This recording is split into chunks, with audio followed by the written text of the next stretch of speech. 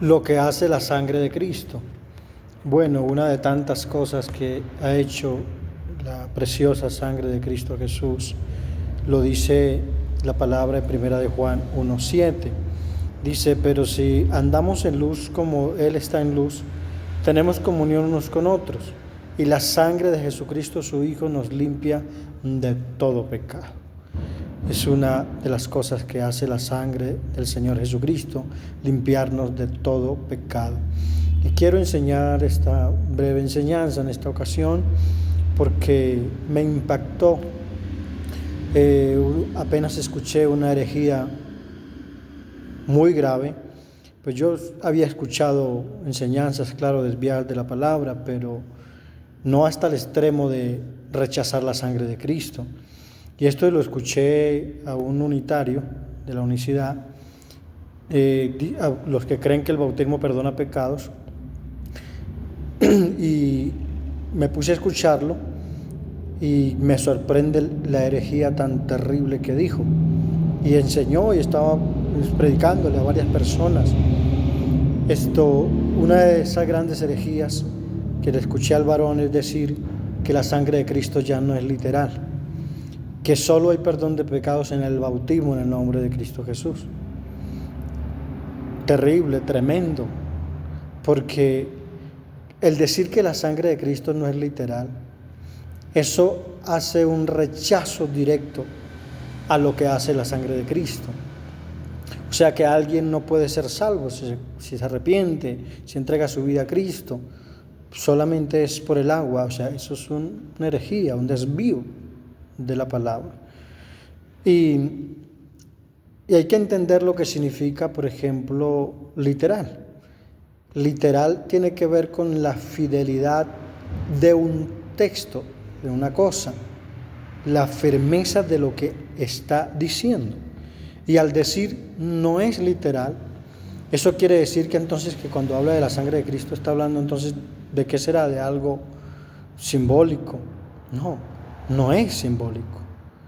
Es literal porque la sangre de Cristo fue derramada en la cruz, visible, palpable, y sigue siendo vigente, sigue siendo viva, y la palabra dice que es lo único que nos limpia de todo pecado.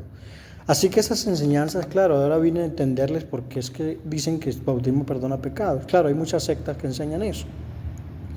Porque primero Lucas 3:3 dice que el bautismo del arrepentimiento y del perdón de pecados, pero está hablando de Juan el Bautista, cuando Cristo todavía no había ido a la cruz. Algo tenía que hacerse para el perdón de pecados, por ejemplo, hacían sacrificio.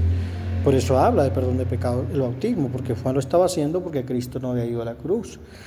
Y cuando se lee en Juan 38, en Hechos 2:38, se habla también del bautismo para recibir el perdón de pecado y recibir el don del Espíritu Santo. Pero precisamente el mismo capítulo, ya lo enseñé en otras enseñanzas, que el mismo capítulo de Hechos 2, 4 veces confirma, porque lo está diciendo, en otra palabra lo enseñé. Y se queda determinado y aclarado en Hechos 10:45 en adelante. Cuando uno ve que Cornelio y los que estaban con él, más de 100 hombres, un centurión y los cercanos, dice la palabra que cuando ellos oían la palabra, el Espíritu Santo vino sobre ellos, sin haber sido bautizados. De ahí muestra que lo que hay en Hechos 2:38, hablando de bautismo por perdón de pecado, no es un mandamiento, porque si fuera un mandamiento tenía que haberse cumplido también en Hechos 10. Y al no cumplirse tal como dice, entonces deja de ser un mandamiento, solo es una instrucción. No es de desechar, pero es una instrucción, porque el bautismo no puede perdonar pecados. Solo la sangre de Cristo, dice la palabra. También, por ejemplo, en Pedro, primera de Pedro 3:21, habla del bautismo que nos salva. Y se pegan de eso porque dice que salva, pero está diciendo de una buena conciencia. Eso muestra, ¿nos salva de qué? Está hablando de una conciencia. De una conciencia, es decir, que cuando uno lo toma conscientemente, el bautismo, la obediencia, seguir a Cristo, lo que está mostrando es que queda tranquilo, su mente ya no está causada ni confundido, está tranquilo de haber obedecido al Señor y tiene una salvación de conciencia tranquila, porque el mismo pasaje de Hechos de 1 de Pedro 3:21 está diciendo que no quita las inmundicias de la carne. Así que es importante ver tremendas herejías que dicen, que predican. Y por eso es que uno ve muchísimos luchando con la mundanalidad, tantos apartados, que no pueden perseverar en el Señor. ¿Por qué? Porque es probable que nunca sus pecados fueron perdonados, porque si creen que lo hace el bautismo y no la sangre de Cristo, porque yo escuché a ese hombre decir que la sangre de Cristo ya no era literal, que Él se fue en la cruz y ya. Entonces, ¿por qué sigue diciendo la palabra que la sangre de Cristo Jesús, del Hijo de Dios, nos perdona y nos limpia de pecado? Sigue diciendo la palabra eso, porque es que la sangre no se perdió. La sangre de Cristo sigue viva. Y podemos ver en la palabra, por ejemplo, en Efesios 2:13 dice: pero ahora en Cristo Jesús, ustedes que en otro tiempo estabais lejos, habéis sido hechos cercanos por la sangre de Cristo, no por el bautismo. Hay gente que puede bautizarse, pero no, si no se ha convertido de verdad a Cristo, no ha sido lavado con la sangre de Cristo, no es perdonado su pecado, ni es nacido de nuevo, porque solo en Cristo hay nuevo nacimiento, solo Él nos limpia de todo pecado. De ahí los pasos del bautismo es importante, porque es una ordenanza de Dios, como congregarnos, como leer la palabra, como santificarnos, pero la salvación es la sangre de Cristo que nos hace cercanos al Señor. Y hablaba también del camino, por ejemplo. La palabra también dice en Hebreos capítulo 10, versos 19 y 20, dice: así que, hermanos, teniendo libertad para entrar en el lugar santísimo por la sangre de Jesucristo. ¿Por qué? Por la sangre de Jesucristo entramos al lugar santísimo, es decir, a la presencia de Dios. Por el camino nuevo y vivo que Él nos abrió. ¿Un camino qué? Nuevo y vivo. No es que dejó de estar vivo. Es un camino nuevo, aunque hace 2000 años fue derramada la sangre de Cristo en la cruz, sigue siendo nuevo, no envejece.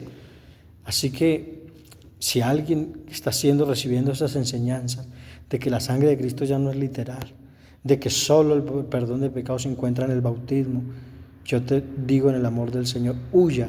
No me gusta sacar gente de iglesias, pero eso no es iglesia, es una herejía, una tremenda como digo, desprecio por la sangre del Cordero de Dios. La palabra dice: por el camino nuevo y vivo que Él nos abrió a través del velo, esto es su carne.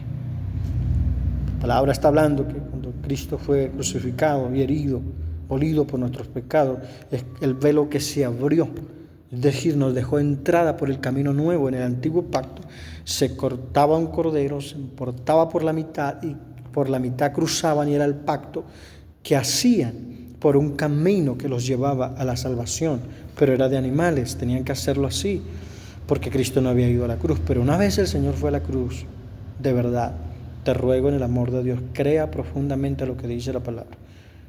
Entrar al lugar santísimo, acercarnos a Cristo y ser lavados de nuestros pecados, es solo por la sangre de Cristo. Y no creas el cuento de que ya no es literal.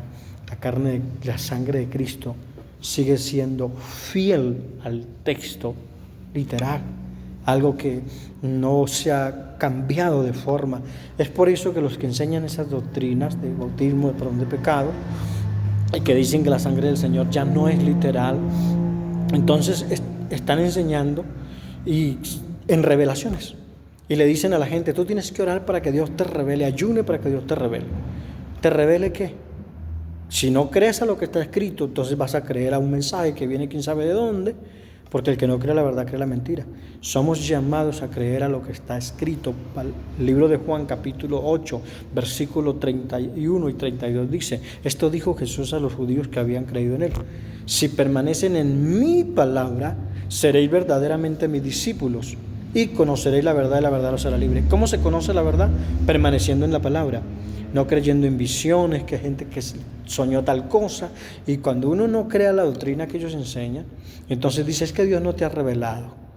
O sea que Dios hace excepción de personas, a uno les revela y a otros no.